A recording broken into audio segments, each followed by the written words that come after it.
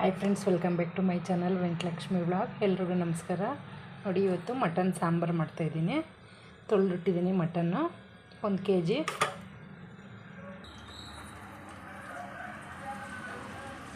Cooker ಇಟ್ಬಿಟ್ಟು ಎಣ್ಣೆ ಹಾಕ್ತಾಯಿದ್ದೀನಿ. ಎಣ್ಣೆ ಹಾಕಿದ್ದೀನಿ, ಸ್ವಲ್ಪ ಎಣ್ಣೆ ಹಾಕಿದ್ದೀನಿ.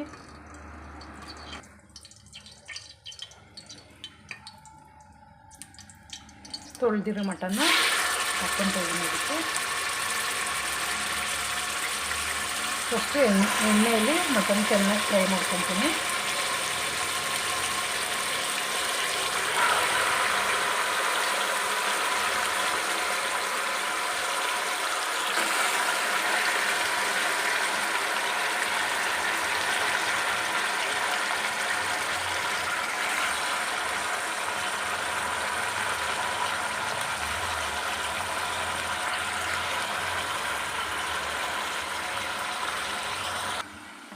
ಸ್ವಲ್ಪ ಮುಚ್ಚಿಟ್ಬೇಕು. ನೋಡಿ, ನನ್ನ ಮಸಾಲೆಗೆ ಸ್ವಲ್ಪ ಎಳ್ಳು,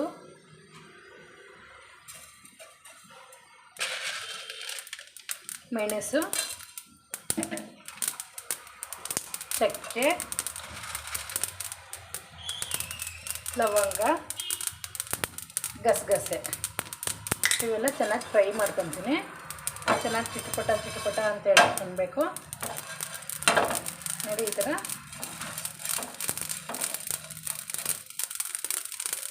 ಫ್ರೈ ಮಾಡಿ ಆಫ್ ಮಾಡಿಬಿಡ್ತೀನಿ.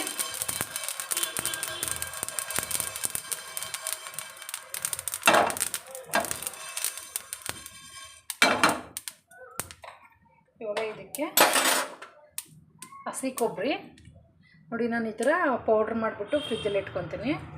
ಹಸಿ ಕೊಬ್ಬರಿ ಹಾಕ್ಕೊತೀನಿ. 1-2 ಸ್ಪೂನಷ್ಟು ಹಸಿ ಕೊಬ್ಬರಿ ಪೌಡ್ರ್ ಹಾಕ್ಕೊತೀನಿ. ನೋಡಿ, ಈ ಥರ ಮಟನ್ ಚೆನ್ನಾಗಿ ಬೇಯ್ತಾ ಇದೆ. ಈ ಥರ ಬೇಯೋ ಟೈಮಲ್ಲಿ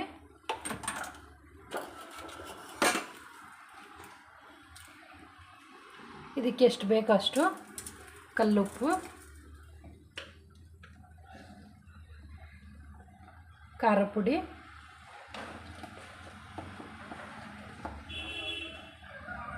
ಅರಿಶಿನ,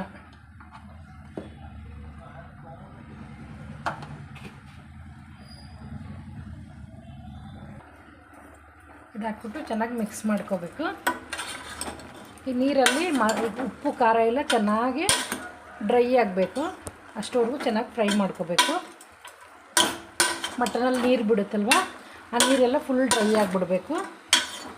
ಉಪ್ಪು ಖಾರ ಇವಾಗ ಹಾಕ್ತೀನಿ ಅಂದರೆ ಚೆನ್ನಾಗಿ ಫ್ರೈ ಆಗುತ್ತೆ. ಇದು ಪೀಸ್ಗೆಲ್ಲ ಖಾರ ಹಿಡಿಯುತ್ತೆ, ಅದಕ್ಕೋಸ್ಕರ ಇವಾಗ ಹಾಕ್ತೀನಿ.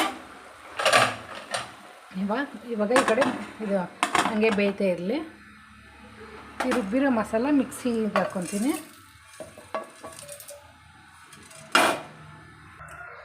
ಇವಾಗ ಇದೇ ಬಾಣಲೆಗೆ ಸ್ಟವ್ ಹಚ್ಕೊಂಡು ಸ್ವಲ್ಪ ಎಣ್ಣೆ ಹಾಕ್ಕೊತೀನಿ. ಇವಾಗ ಈರುಳ್ಳಿ ಹಾಕ್ಕೊತೀನಿ, ಚಿಕ್ಕ ಈರುಳ್ಳಿ.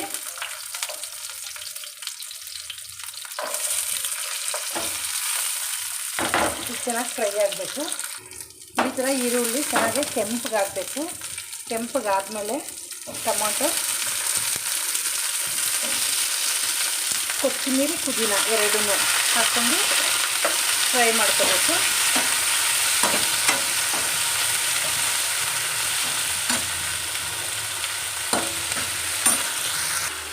ಮಿಕ್ಸಿಗೆ ಬೆಳ್ಳುಳ್ಳಿ,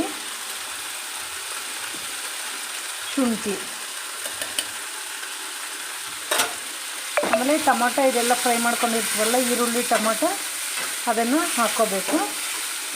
ಚೆನ್ನಾಗಿ ಫ್ರೈ ಮಾಡಿಕೊಂಡು, ನೋಡಿ ಫ್ರೆಂಡ್ಸ್, ನಾನೊಂದು ಟಿಪ್ ಹೇಳ್ತೀನಿ.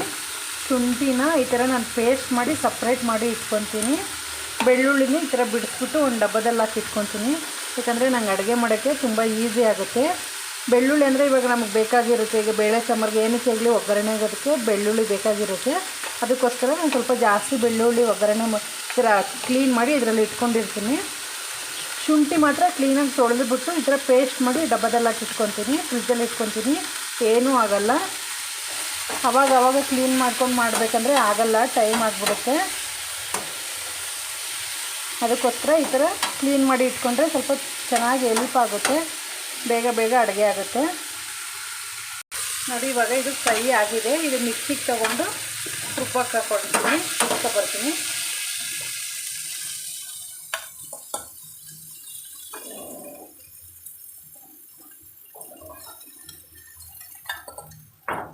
ಇದಕ್ಕೆ ಸ್ವಲ್ಪ ಧನಿಯಾ ಪೌಡರ್ ಹಾಕ್ಕೊತೀನಿ.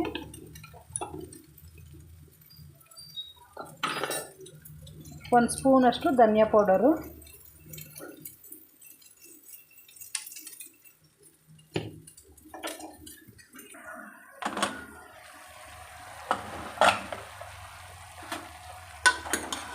ನೋಡಿ ಫ್ರೆಂಡ್ಸ್, ಮಟನ್ ಎಷ್ಟು ಕ್ಲೀನಾಗಿ ಬೆಂದಿದೆ, ಚೆನ್ನಾಗಿ ಫ್ರೈ ಆಗಿದೆ ನೋಡಿ.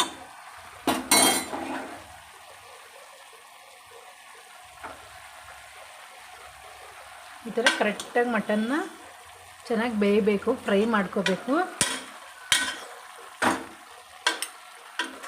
ಫ್ರೈ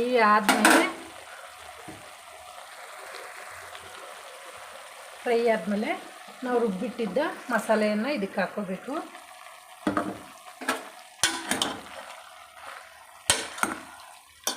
ಜಾಸ್ತಿ ನೀರು ಹಾಕ್ಕೋಬಾರ್ದು, ನಮಗೆ ಎಷ್ಟು ಬೇಕೋ ನೀರು ನೋಡಿಕೊಂಡು ನೀರು ಹಾಕ್ಕೋಬೇಕು.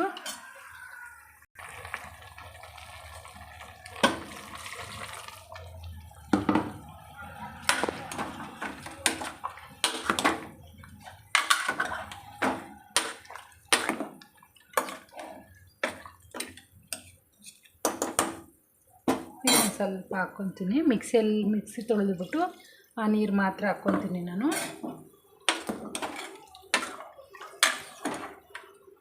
ಇವಾಗ ಮಟನ್ನ ಒಂದು 3 ವಿಜಿಲು ಕೂಗಿಸ್ಕೋಬೇಕು ನೋಡಿ. ಇಷ್ಟು ಸಾಂಬಾರು ಇದ್ದರೆ ಸಾಕು, ಇಷ್ಟು ನೀರಿಗೆ, ಜಾಸ್ತಿ ನೀರು ಬೇಕಾಗಿಲ್ಲ. ಇವಾಗ ಕುಕ್ಕರ್ ಮುಚ್ಚಳ ಹಾಕ್ಬಿಟ್ಟು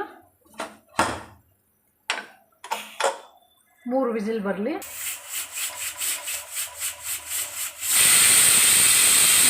ಎರಡು ವಿಜಿಲ್ ಬಂತು.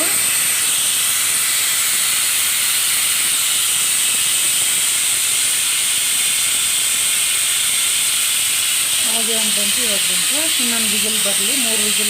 3-4 ವಿಜಿಲ್ ಬರ್ತೀನಿ. ಮಟನ್ ಅಲ್ವಾ, ಚೆನ್ನಾಗಿ ಬೇಯಬೇಕು ನೋಡಿ ಫ್ರೆಂಡ್ಸ್. ಇವಾಗ ಸ್ಟವ್ ಆಫ್ ಮಾಡ್ತಾಯಿದ್ದೀನಿ. ಆಯಿತು, 4 ವಿಜಿಲ್ ಆಗಿದೆ. ಒಂದು ವಿಜಿಲ್ ಎಕ್ಸ್ಟ್ರಾನೇ ಹಾಕಿದ್ದೀನಿ. 4 ವಿಜಿಲ್ ಆಯಿತು, ಸ್ಟವ್ ಆಫ್ ಮಾಡಿದೆ. ಅದಕ್ಕೆ ಸಾಂಬಾರು ರೆಡಿ ಆಯಿತು. ತಣ್ಣಗಾಗಿದೆ ಕುಕ್ಕರು.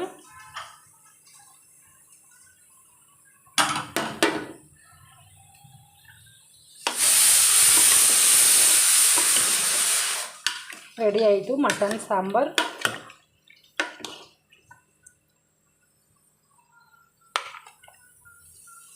ತುಂಬ ಚೆನ್ನಾಗಿರುತ್ತೆ.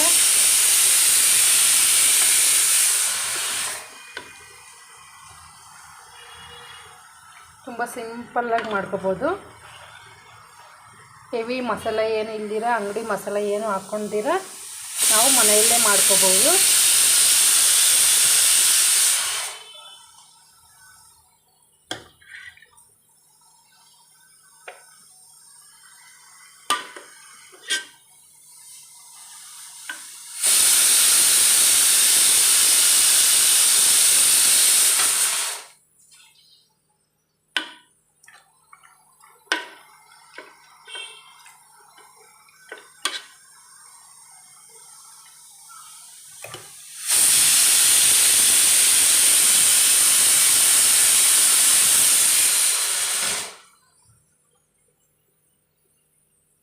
ನೋಡಿ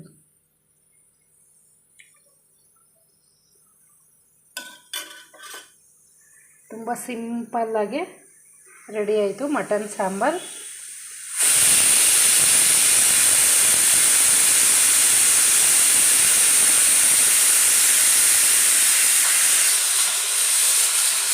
ನೋಡಿ ನಾನು ಈ ಥರ ಮಾಡ್ತೀನಿ, ಹೆವಿ ಮಸಾಲೆ ಹಾಕ್ದಿರ ಸಿಂಪಲ್ಲಾಗಿ. ಓಕೆ ಫ್ರೆಂಡ್ಸ್, ಬಾಯ್.